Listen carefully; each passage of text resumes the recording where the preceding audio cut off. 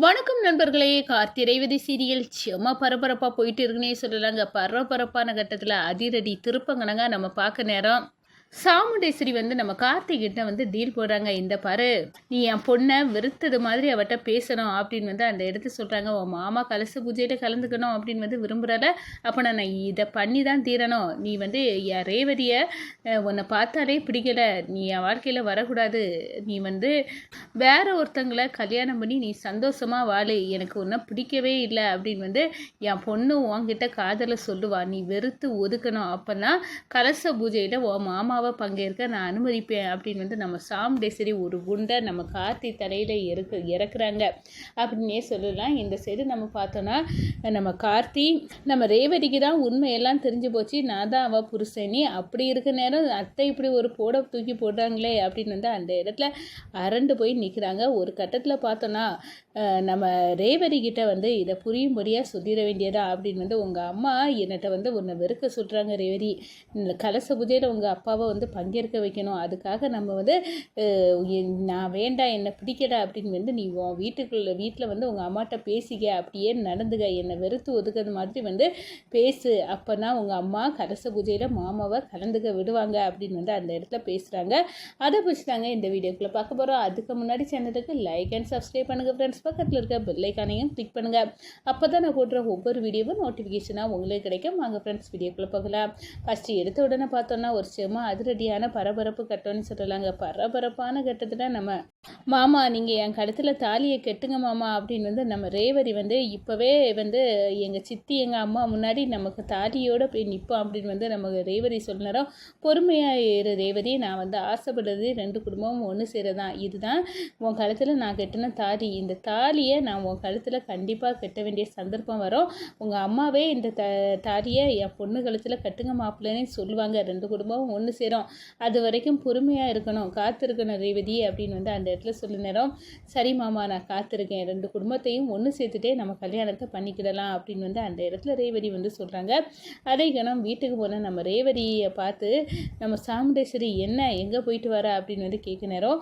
இந்த பாருங்கம்மா, எனக்கு கார்த்தி மாமாவை பிடிச்சிருக்கு, அவரை எனக்கு கல்யாணம் பண்ணி வைங்க அப்படின்னு நம்ம ரேவதி சொல்ல கோபத்தில் கொந்தளிச்சிக்கிட்டு நம்ம கார்த்தியை கால் பண்ணி டே உன்னை பார்க்கணும், இப்போ அவன்கிட்ட பேசணும் அப்படின்னு சொல்கிறாங்க. சரியத்தை நீங்கள் சொல்ல இடத்துக்கு நான் வரேன் அப்படின்னு நம்ம கார்த்தியை சாமுண்டேஸ்வரி வர வைக்கிறாங்க. நம்ம சாமுண்டேஸ்வரியை பார்க்கறதுக்கு நம்ம கார்த்தியும் வர நேரம் தான் ஒரு குண்டை தூக்கி போடுறாங்க. இந்த பாரு, உங்கள் மாமா கலச பூஜையில் கலந்துக்கணும்னு விரும்புறியா இல்லையா அப்படின்னு கேட்க நேரம். ஆமாம் அத்தை, மாமா கலச பூஜையில் பங்கேற்கணும்னு தான் விரும்புகிறேன். அப்படின்னா நீ ஒன்று பண்ணணும், என் பொண்ணு ரேவதியை வெறுத்து ஒதுக்கணும், அவள் உன்கிட்ட காதலில் சொல்லுவா, நான் ஒன்றை லவ் பண்ணலை, எனக்கு ஒன்றை பிடிக்கலை அப்படின்னு நீ பேசிட வேண்டியதா அப்படின்னு அந்த இடத்துல சொல்லணும். அப்படி நீ நடந்துக்கிட்டாதான் நான் அனுப்புவேன் உங்கள் மாமாவை கலச பூஜையிட்ட பங்கேற்க அப்படின்னு ஒரு டீட்டை நம்ம சாமுண்டேஸ்வரி பேசுகிறாங்க. இந்த சைடு பார்த்தோன்னா சரி, அதுக்கு நான் சம்மதிக்கேன் அப்படின்னு நம்ம கார்த்தி சொல்லிக்கிட்டு நம்ம ரேவதிட்ட போய் இந்த பாரு, உங்கள் அம்மா நம்ம ரெண்டு பேர்த்தையும் சேரக்கூடாது அப்படின்னு தான் இப்போவோ சரி பண்ணுறாங்க. கலச பூஜையில் மாமா பங்கேற்கணும்னா நீ ஒன்று வெறுத்து ஒதுக்குறது மாதிரி நடந்துக்கிடணுமா அப்படின்னு சொல்கிறாங்க.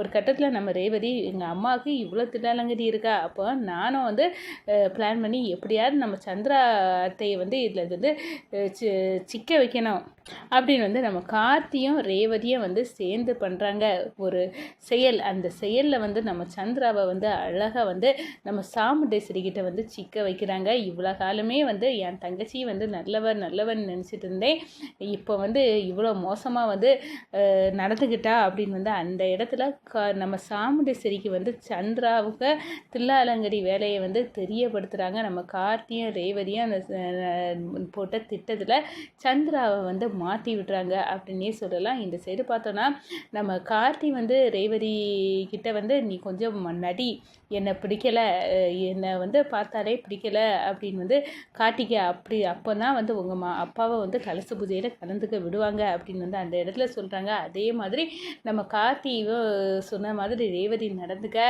கலச பூஜையை ராஜராஜ கையால் நடக்குது. அதே நேரத்தில் சந்திராவின் பித்தலாட்டம் வெளிப்படுத்தி சந்திராவை வீட்டை விட்டு சிவநாட்டிக்கும் சந்திராவுக்கும் உள்ள தொடர்பை போட்டு உடைக்கிச்ச நம்ம ரேவதி யால் வெளியே தள்ளப்படுறாங்க நம்ம சந்திரா. இந்த சைடு பார்த்தோன்னா அழுகையோட நம்ம சந்திரா அக்காக்காரிகிட்ட அடி வாங்கிக்கிட்டு வீட்டை விட்டு வெளியேறாங்க அப்படின்னே வந்து சொல்லலாங்க.